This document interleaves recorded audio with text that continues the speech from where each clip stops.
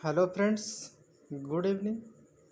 आज से हम भारतीय संविधान के इतिहास से संबंधित कुछ पॉलिटी के बैकग्राउंड को समझेंगे।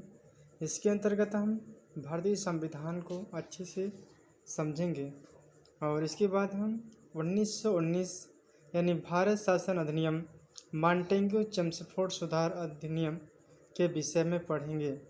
तो फ्रेंड्स, इस वीडियो की शुरुआत करने से पहले आप लोगों से रिक्वेस्ट है कि इस वीडियो को सब्सक्राइब करके बेल आइकन प्रेस कीजिए और अपने दोस्तों तक शेयर कीजिए ताकि उन सभी दोस्तों के लिए ये क्लास कारगर सिद्ध हो। तो फ्रेंड्स, हम 1919 का अधिनियम पढ़ने से पहले हम उसका थोड़ी सी बैकग्राउंड समझते हैं कि आखिर 1919 का अधिनियम ये हमारे एग्ज़ाम के पॉइंट ऑफ व्यू से क्यों महत्वपूर्ण है। तो इसे समझने से पहले हम समझेंगे कि आखिर संविधान होता क्या है, हमें संविधान बनाने की ज़रूरत क्यों पड़ी। तो फ्रेंड्स, थोड़ा सा बैकग्राउंड समझिए कि संविधान जो है कॉन्स्टिट्यूशन यानी लैटिन भाषा का शब्द है जिसका आशय है महत्वपूर्ण विधि। संविधान वह बुनियादी नियमों का संग्रह है जिसके अनुसार किसी देश के शासन का संचालन होता है।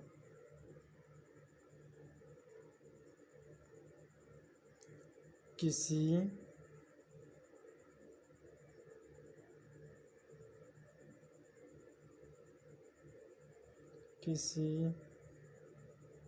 देश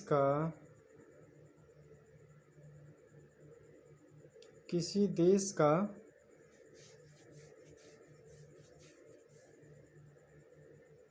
देश के शासन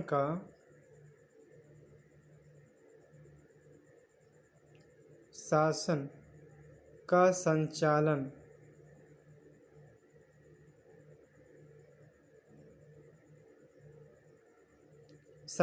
होता है।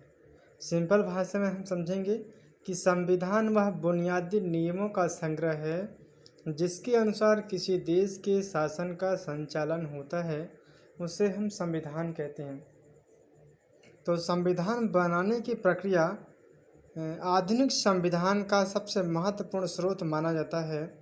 1776 का अमेरिकी संविधान है, यहाँ से संविधान का उल्लेख मिलता है। अमेरिकी संविधान को आधुनिक युग का पहला लिखित संविधान माना गया है। तो आप लोगों ने इस संविधान को उसके बैकग्राउंड के बारे में समझे होंगे कि संविधान क्या है और उसे हमें आवश्यकता क्यों पड़ी, हम उसे क्यों बनाए, उसके इम्पोर्टेंट महत्व क्या है।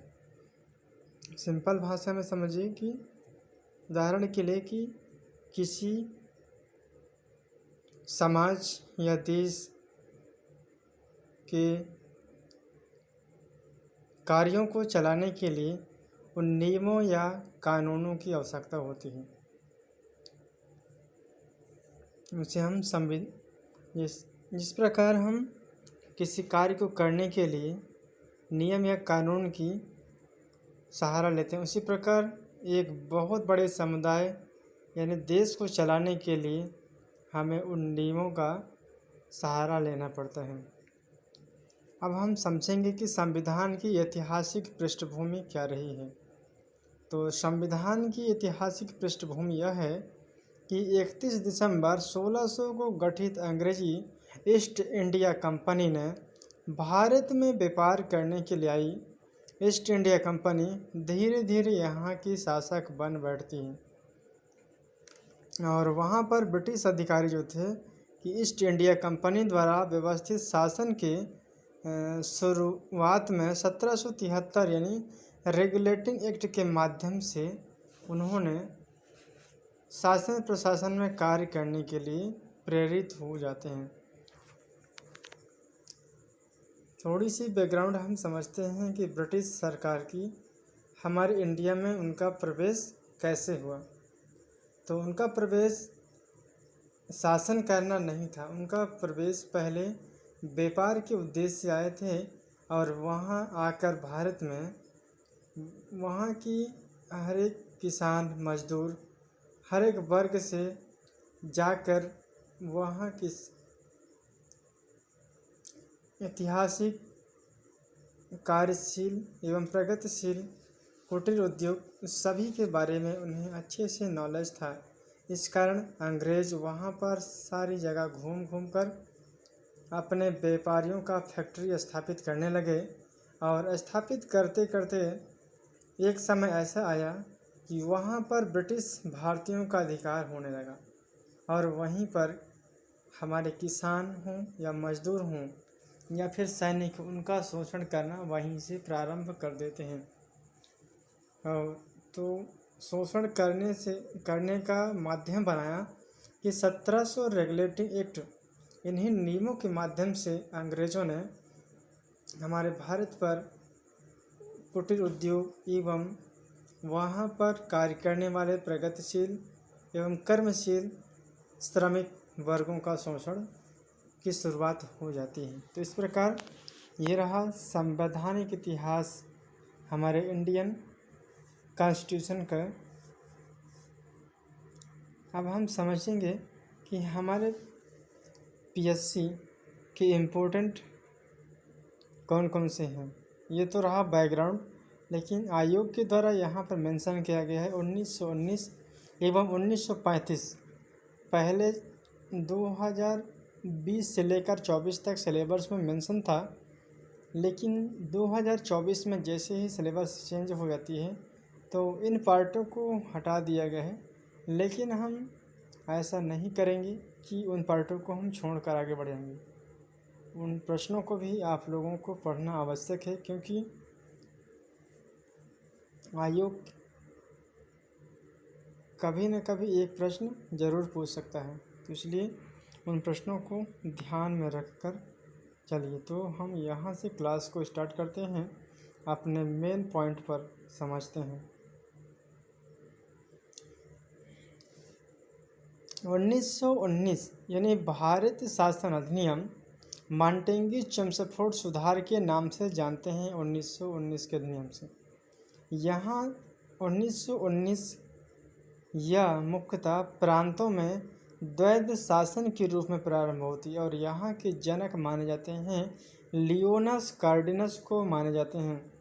तो हमने यहाँ पर उन पॉइंटों को मेंशन किया है जिन्हें आप लोगों को अच्छे से रिवीजन कर सकें और इसे नोट्स के रूप में भी अप्लाई कर सकते हैं। तो प्रांतों में द्वैध शासन के जनक लियोनस कार्डियस हैं और उस समय 1919 के अधिनियम से भारत सचिव महालेखा परीक्षा की नियुक्ति की जाती है। इस अधिनियम के माध्यम से भारत सचिव, जो कि भारत सचिव वह व्यक्ति होता है जो कि भारत में महालेखा परीक्षा की नियुक्ति करता है। और इसके बाद आ जाते हैं 1926 में केंद्रीय लोक सेवा आयोग का गठन ली कमीशन की सिफारिश पर किया जाता है। 1926 जब केंद्रीय लोक सेवा आयोग का गठन की जाती है तो वहाँ पर सरकार जो कि दो हिस्सों में बट जाती हैं, एक हिस्सा केंद्र और दूसरी हिस्सा प्रांत। तो केंद्र में द्विसदनात्मक विधायिका की स्थापना हो जाती है। यहाँ पर आप लोग अच्छे से समझे कि प्रथम जो कि है, प्रथम है राज्य परिषद। राज्य परिषद है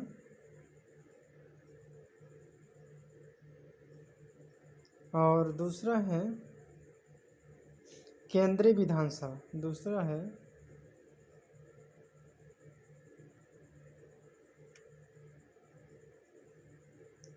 केंद्रीय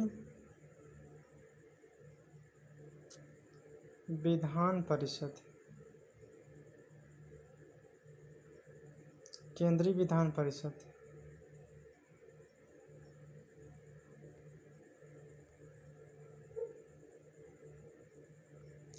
तो यहाँ पर आप लोगों को थोड़ा सा टर्म पॉइंट समझना होगा कि आखिर केंद्र में प्रथम राज्य परिषद और द्वितीय है केंद्रीय विधान परिषद, इनका रिलेशन कैसे बैठता है। तो एक पॉइंट में होते ले लेते हैं राज्य परिषद और दूसरा ले लेते हैं, पहले हम राज्य परिषद के विषय में समझेंगे।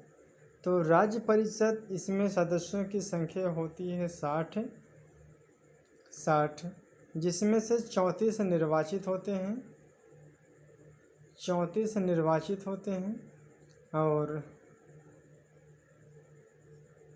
इनका कार्यकाल जो कि है 5 वर्षों का होता है, 5 वर्षों का होता है।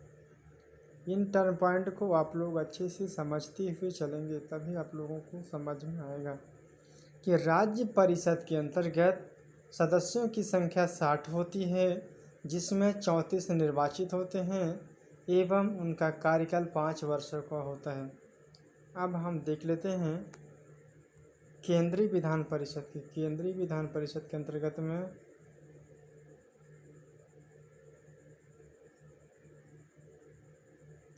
केंद्र के अंतर्गत इसमें 145 सदस्यों की संख्या होती है, जिसमें से 104 जो कि है यह निर्वाचित होते हैं और 41 मनोनीत होते हैं। इनका कार्यकाल 3 वर्षों का होता है। इनका कार्यकाल 3 वर्षों का होता है। पहला पॉइंट जो कि है स्टेट और दूसरा पॉइंट में हम समझते हैं केंद्र। केंद्र के अंतर्गत यहाँ पर बताया है कि 60 होते हैं और निर्वाचित 34 होते हैं। कार्यकाल जो कि 5 वर्ष होता है। वहीं हम देखते हैं केंद्र में सदस्यों की संख्या 45 होती है, जिसमें 104 निर्वाचित होते हैं, 104 निर्वाचित होते हैं और 41 मनोनीत होते हैं, 41 मनोनीत होते हैं। इनका कार्यकाल 3 वर्ष का होता है, 3 वर्ष का होता है, 3 वर्ष का होता है। तो यहाँ पर डिफरेंस आप लोगों को यही समझना है कि स्टेट राज्य परिषद के अंतर्गत सदस्यों की संख्या 60 होती है, जिसमें से 34 निर्वाचित होती हैं। इनका कार्यकाल 5 वर्ष होता है, ये अच्छे से समझिएगा। और केंद्र में हम देखते हैं कि केंद्र के अंतर्गत इसमें 145 सदस्य जो कि होते हैं निर्वाचित होते हैं। सदस्यों की संख्या 145 होते हैं। इनमें से 104 जो कि हैं निर्वाचित होते हैं और 41 मनोनीत होते हैं। इनका कार्यकाल 3 वर्षों का होता है। तो ये रहा आप लोगों का बैकग्राउंड, जिसमें हमने अच्छे से समझाया सेंट्रल स्टेट लेवल पर और स्टेट लेवल पर। ये दोनों को हम अलग अलग डिवाइड करके आप लोगों को भी बताया। अब हम देख लेते हैं कि 1926 में केंद्रीय लोक सेवा आयोग की गठन होती है। ली कमीशन की सिफारिश पर किया जाता है। इसमें केंद्र में द्विसदनात्मक विधायिका की स्थापना होती है। तो यहाँ पर हमने अभी भी बताया कि केंद्र परिषद और राज्य परिषद 2 होती, इसीलिए हम इसे द्विसदनात्मक परिषद कहते हैं। सांप्रदायिक निर्वाचन मंडल को बढ़ा दिया जाता है। अब मुसलमानों के साथ साथ सिखों, भारतीय यूरोपियों, ईसाइयों तथा एंग्लो इंडियन को पृथक प्रतिनिधित्व मिला होता है। सांप्रदायिक निर्वाचन मंडल को बढ़ा दिया गया, जिसमें से मुसलमानों के साथ साथ सिखों, यूरोपियों, और भारतीय ईसाइयों तथा एंग्लो इंडियन को पृथक प्रतिनिधित्व मिलते हैं। प्रांतों में द्वैध शासन प्रणाली का प्रवर्तन किया जाता है। प्रांतों में द्वैध शासन की व्यवस्था किया जाता है। तो अब हम इनका आप लोग समझते हुए चलेंगे इन टर्म पॉइंटों को। हम यहाँ पर जो समझाने वाली बात रहेगी उसे हम मेंशन करते हुए चलेंगे। प्रांतीय स्तर पर विषय को देखें तो प्रांतीय स्तर पर विषय हैं दो होती हैं, दो विषय होती हैं, जिनमें से एक विषय होता है आरक्षित आरक्षित आरक्षित और वहीं पर देखें तो दूसरा विषय होता है हस्तांतरित हस्तांतरित विषय होता है। अब इन दोनों का हम एक एक डिटेल अध्ययन करेंगे।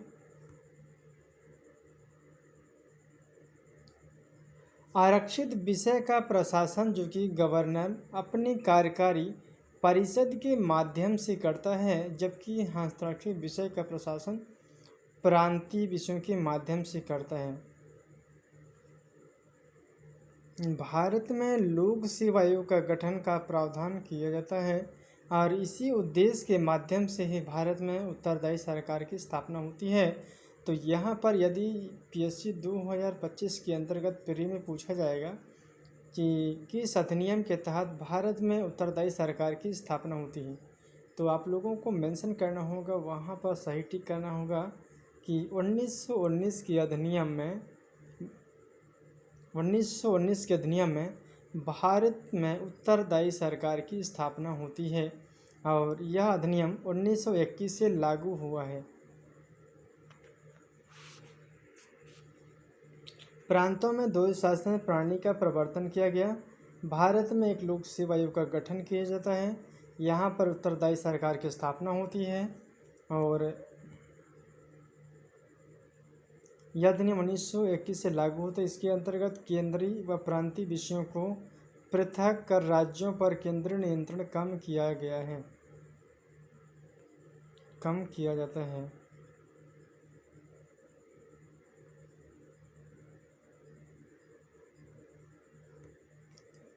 हस्तांतरित विषय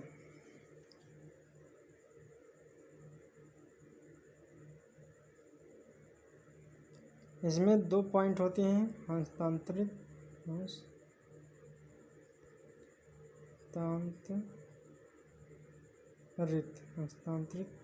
हस्तांतरित में क्या होता है कि गवर्नर जो कि है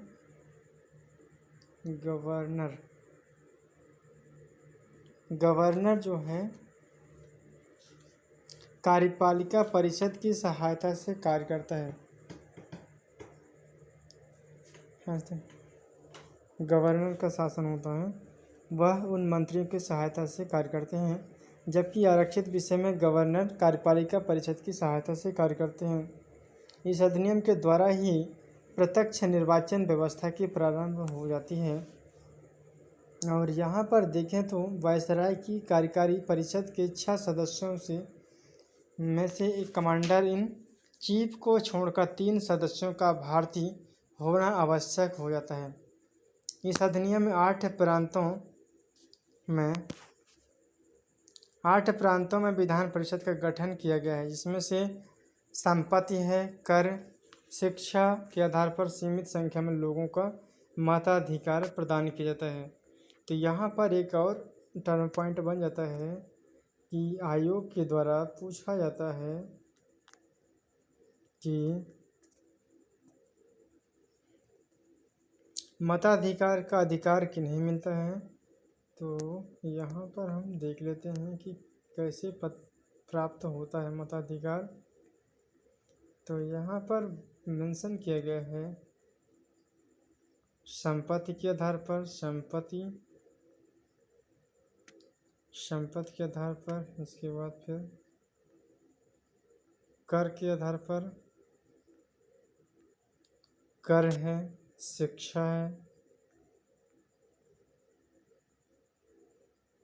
शिक्षा के आधार पर सीमित संख्या में लोगों का मताधिकार प्राप्त होता है। इस अधिनियम के द्वारा यहाँ पर मेंशन किया गया है कि लंदन में भारत के उच्चायुक्त की कार्यालय का सृजन किया गया है। और एक पॉइंट और यहाँ पर बनता है कि सिविल सेवकों की भर्ती के लिए केंद्रीय लोक सेवा आयोग का गठन किया जाता है। तो यहाँ पर आधार लिया गया 1926 के अधिनियम से। 1926 के अधिनियम से बेस लिया गया है कि सिविल सेवकों की भर्ती के लिए केंद्रीय लोक सेवा आयोग का गठन किया गया है।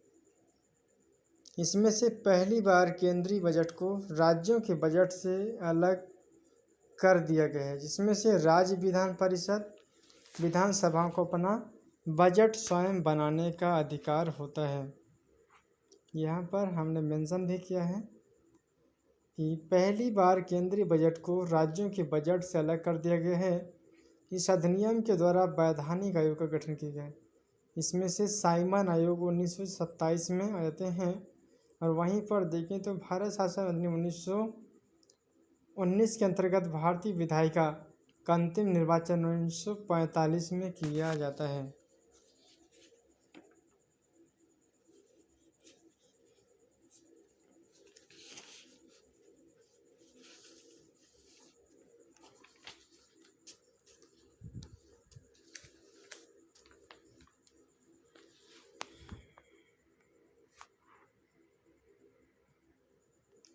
उन्नीस सौ 1935 के अधिनियम में कहता है और इन्हीं अधिनियम के द्वारा ही पहली बार महिलाओं को वोट डालने का अधिकार दिया जाता है। तो फ्रेंड्स, आज का वीडियो यहीं तक है। फिर हम नेक्स्ट वीडियो में फिर मिलेंगे। Thank you. आप लोग एमपी ऑनलाइन टेस्ट चैनल को जुड़ जाइएगा। आप आज से हम अभ्यास बैच को प्रारंभ कर रहे हैं, जिसमें आप लोगों का रिवीजन के साथ एमसीक्यू थ्योरी ये दोनों ही चलेंगे। तो जिन्होंने वीडियो को सब्सक्राइब नहीं किया है अपने दोस्तों तक शेयर कर दीजिएगा। फिर हम मिलेंगे।